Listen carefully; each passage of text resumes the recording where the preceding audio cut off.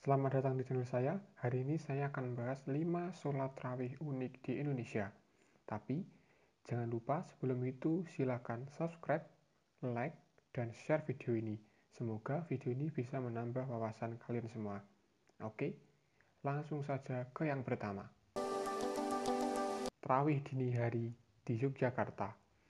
Di Yogyakarta, ternyata ada tradisi unik saat melaksanakan sholat tarawih pada bulan puasa, tepatnya di Masjid Gede Kauman yang berlokasi di sisi barat alun-alun utara Keraton Yogyakarta dan di Masjid Gede Mataram, Kota Gede, Yogyakarta.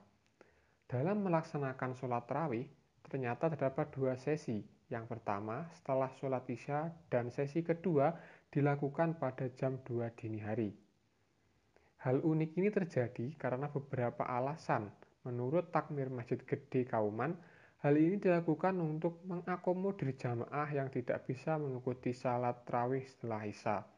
Dan ternyata tidak sedikit pula jamaah yang gemar melaksanakan tarawih pada dini hari ini. Dalam pelaksanaan tarawih dini hari ini tidak disertai dengan ceramah, tetapi tetap dilaksanakan tadarus. Dan menunaikan salat tarawih pada dini hari ini diyakini dapat memberikan suasana ibadah yang lebih khusyuk dan tentu bisa memudahkan masyarakat untuk tepat waktu dalam melaksanakan sahur. Kedua, tradisi urak wadalan di Kudus. Kudus salah satu tempat yang cukup terkenal karena ada salah satu makam Wali Songo yaitu Sunan Kudus. Ternyata selain wisata religi dan soto kudusnya yang terkenal, ternyata ada keunikan dalam melaksanakan sholat tarawih, tepatnya di daerah Kecamatan Udaan, tepatnya di Desa Berugenjang. Tradisi unik ini bernama Urak Wadalan. Urak Wadalan memiliki arti kayu sedekah. Kegiatan ini dilakukan setelah sholat tarawih itu sendiri, di mana setelah sholat tarawih, panitia masjid akan membagikan jajanan pasar kepada jamaah sholat tarawih.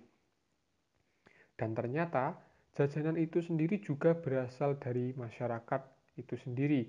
Mekanismenya, jika hari ini sebuah rumah warga mendapatkan kayu tersebut, kayu yang digunakan sebagai tanda keluarga tersebut akan menyumbangkan atau memberikan jajan, maka besok malamnya pemilik rumah warga itu mendapatkan giliran untuk memberikan jajanan pasar ke masjid ataupun musola. Keesokan harinya, kayu tersebut harus diberikan kepada tetangga rumah di sebelahnya, yang berarti pemilik rumah tersebut mendapatkan giliran untuk malam selanjutnya. Tradisi tarawih ini sangat identik dengan kebersamaan di bulan Ramadan. Ketiga, satu salat tarawih, satu juz.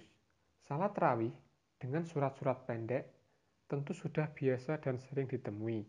Yang tentu tujuan agar salat tarawih ini berjalan tidak terlalu lama. Tapi ternyata di Indonesia juga ada salat tarawih dengan membaca satu juz Al-Quran. Salat tarawih yang unik ini ternyata ada di berbagai tempat di Indonesia loh. Mungkin memang tidak banyak masjid yang melakukan hal ini, tetapi ini cukup unik. Beberapa tempat yang melakukan pembacaan satu juz Al-Quran dalam sholat tarawihnya setiap malamnya adalah Masjid Jami, Sungai Jingah di Banjarmasin, dan juga Masjid Al-Falah di Jambi. Hal ini juga bertujuan baik karena jika setiap malam membaca satu juz Al-Quran, tentu pada akhir puasa nanti bisa khatam satu Al-Quran atau 30 juz. Keempat, salat tarawih kilat di Blitar. Tradisi unik yang satu ini berasal dari Blitar, Jawa Timur, yaitu tradisi salat tarawih kilat. Mungkin sudah banyak yang tahu tentang ini karena juga sempat viral karena dalam pelaksanaan salat tarawih ini di Pondok Pesantren Mambaul Hikam di Desa Mantenan, Kecamatan Udanawu, Blitar, ini berlangsung secara kilat dalam waktu 10 menit saja. Cepat bukan? Bahkan dalam normalnya bisa memakan waktu paling cepat setengah jam. Alasannya, saat itu banyak warga yang enggan ikut sholat tarawih karena siangnya bekerja sehingga badannya capek dan penat. Sehingga dengan tarawih cepat ini membuat para jamaah menjadi tertarik untuk datang ke masjid dan ikut melaksanakan sholat tarawih ini.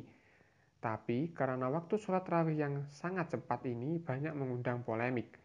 Karena banyak polemik, Majelis Ulama Indonesia mendatangi ponpes tersebut dan setelah dilakukan kajian, Majelis Ulama Indonesia menganggap sholat tarawih ini memang tidak umum terjadi, tetapi tetap sah dan tidak menyalahi kaidah salat.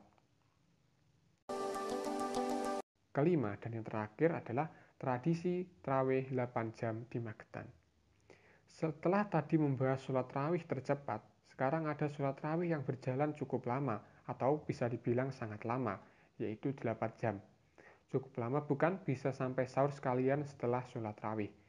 Tarawih 8 jam ini memang nyata terjadi, tepatnya di Masjid Darussalam Ponpes Al-Fatah, Desa Temburu, Kecamatan Karas. Sebenarnya, tidak ada yang berbeda dalam jumlah rakaat sholat tarawih di ponpes ini. Di ponpes ini juga menunaikan sholat tarawih sebanyak 23 rakaat. Yang membedakannya adalah dari rakaat pertama hingga ke-20, imam akan membacakan 30 juz Al-Quran. Setiap rakaat imam akan membaca 1-1,5 juz dalam waktu sekitar 24 menit. Pembacaan ayat suci seterusnya dilakukan secara urut hingga juz ke-30 di akhir rakaat ke-20.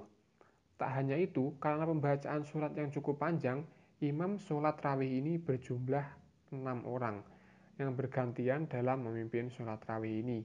Setiap imam akan membaca 5 juz.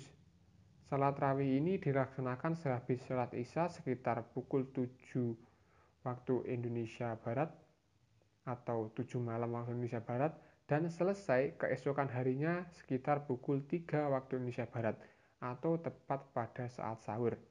Kebanyakan yang mengikuti salat tarawih ini adalah santri dari Ponpes Al-Fatah itu sendiri.